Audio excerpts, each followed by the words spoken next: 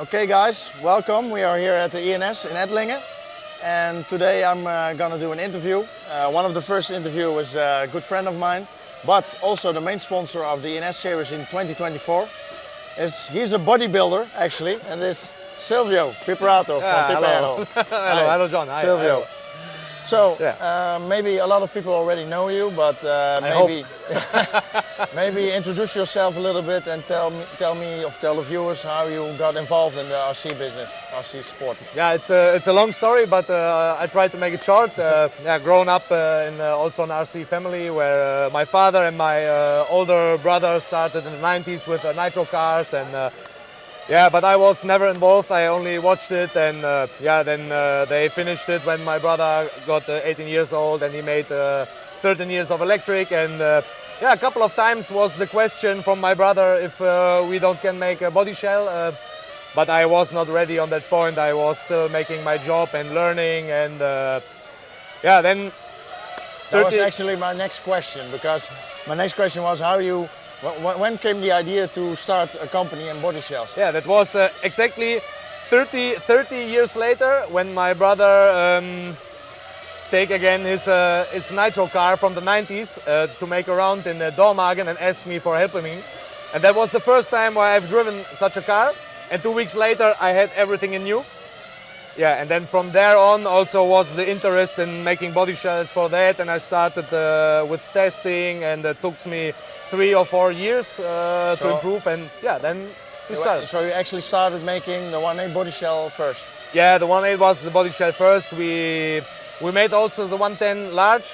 We switched at the end and put that one at first on the market because the cars came with the large conversion kit. There were no body shells available, but this was still ready. So we switched, and then exactly last year on that race, we started with that body shell. Okay, so you started making body shells 1.5 years ago, is that correct? On the market, yes. Okay. Without the improving and testing and everything on the market, exactly 1 year ago. Okay, so within 1 year, if you look a little bit back, then we see a 1.8 scale body shell, a 110 scale body shell, a 110 scale wide body shell, a GT body shell. Am I missing something? What we have now in the market? No. Okay. So that's it. So how can you make? Within a year, I don't know if the viewers know how difficult it is to make a body shell, because you need to make the drawings, the mold, you need to program the machinery. I mean, how is it even possible to do that within 1 year? Yeah, I think that's the unique thing what I have. I have the great effort that we can make everything in house. Very much things what I brought from my job I learned. I can make the construction. I can also make the program for the CNC machine. I can mill myself the molds. I can thermoform it myself, and we also make the stickers ourselves. And the material we get from a company what we now for a long time. So we are complete autonomous with that what we do. We don't have to wait on people, co-work with other people. Yeah, and we don't have other business. We don't make chassis or tires, so we can focus the whole day on that. And that's why we can do really a lot of stuff, more than other brands at the moment. Okay. And with PIP-Aero company, you are alone, or do you have a colleague or a friend who is helping you out? No, let's say alone, but we have workers on the machine who help out in production and stuff like that. Yeah. Okay. Well, one question that risen in my mind is that you can create a body shell in a very fast way, but it can also be that customers think, okay, he makes such a fast-paced body shell, maybe he's also changing the current body shells in a fast pace. Yeah. Can you maybe tell something about that? Yeah, we care. We try to take care on the market and also for the shops, because we also don't want that the shops have the stock full of our stuff and don't can sell it. So we really are behind to inform them way much before we put something on the market, so that the people can also sell and prepare for next stuff what is coming.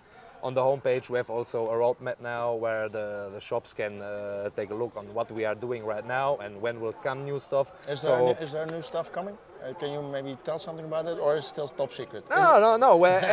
Right now, at the moment, we are working on a 110 electric body shell for stock and modified class. Touring car. Yeah, right. Because the right. fronty body shell, I forgot to mention it. We already Ah, also have a fronty. Yes, all right. I forgot also.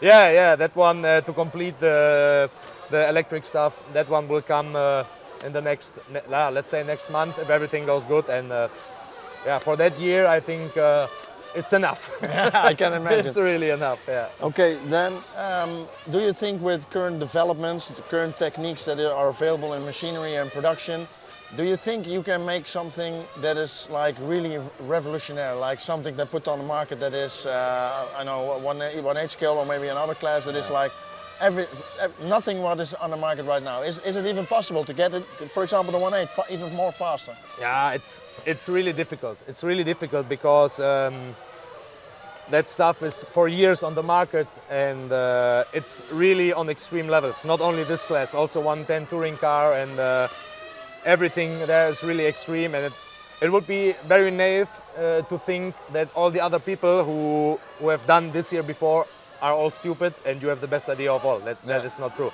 So you can switch a little bit the handling, but to make something really revolutionary, what puts you second or half second in the front with especially this class, at the moment I think it's not possible. Okay. We try doing a lot of tests, because also tire change, chassis change, also your body shell you can change and let it best fit on the actual tires what we have exactly, let's say for 2 or 3 years, then yeah, you have to stay behind. And now you're telling about cutting the body shell, and I'm thinking about you are also making pre-cut for the 1/8 scale on every brand. Yeah. Is it also something you did specifically for each brand, or are like all body shells mounted on the same position on the car? Yeah, no, every brand has its own position. What we tested with drivers who drive a long time these chassis, who have a good experience, a good feeling, and yeah, we saw that really there are variations what kind of different chassis need. Yeah, because different chassis drives different. Maybe has more steering or more traction in the more, rear. one less, put in the front and the back, and yeah, then it's also what the person who drives it prefers. Maybe he prefers more steering, less steering, then he can adjust a little bit. But the pre-cut for for every customer is like the base is set for each car. It was also the focus for that a normal hobby driver is able to drive it. Yeah, exactly. That it's not too extreme. Okay. No. That he can drive it, and the quality and thickness and everything is in a way that it's a fair, not the paper wing. No. But you drive for 3 rounds and then it destroys itself. I can speak for myself. The quality is very good. Oh, do you drive that? Yeah, I use it. Nice. Final thing, you are also dry competing here in the ENS Euro Series. So how is it going? Yeah. Better or worse than making body shells? The whole last year I wasn't able to drive because setting up the production and everything. Yeah, I can imagine. Yeah, I bought me a car now because it was a little boring only watching. I bought me a car, and an ARC car. Really? You know these cars? No, where did you buy it? Good. I don't know. And I need a little bit of training, but I have fun. It's there are many people here, and it's very nice here. Very nice, nice track. Do you also feel that you are now back in driving again for the 1/8 scale? It will help you understand more what is going on with the aerodynamics? Yeah, it's better. It's better when you also drive it and you can exchange with the people and you are really inside. Then you understand things way better, I think, than the person what is not involved to that. Then you are kind of blind and you have to hear. Maybe guessing sometimes, and now you really know what it does. Yeah, you know, because sometimes are crazy things going on. The theoretic part is not like the real part sometimes, and if you don't feel it, you only hear it. You think, okay, he's stupid. But it is like that. Yeah. For example, I'm driving for Reds and ARC, and I'm also busy a little bit in the development of the products.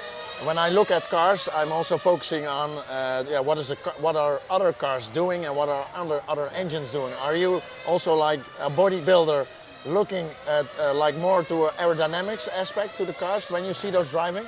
Yeah, sometimes people has also own ideas. We are watching what are they doing with the stiffeners. Maybe we pick up some cool idea what we don't have. Also, we look to other brands. How is the behavior for the car with the other bodies? What can we do? What can we make better? And I think in general that's also a thing what the market needs. Many variations of bodies, so everything gets pushed. Also the constructions and everything goes forward, and the other bodybuilders, for my part, will do it also. They keep also a look on other body shells, and so everything goes on. And, I think the more brands there are on the market, the better it is for the consumer, because then there is a little bit more competition, and they keep pushing every other company. So. Right, exactly. Yeah. Okay. Well, I thank you for your time. And I hope you set a good result here at your first, or not first, at this ENS this year. So. I hope to. I give my best. Okay, thank you, Silvio. Thank you. Thank you. Bye. Ciao. Ciao.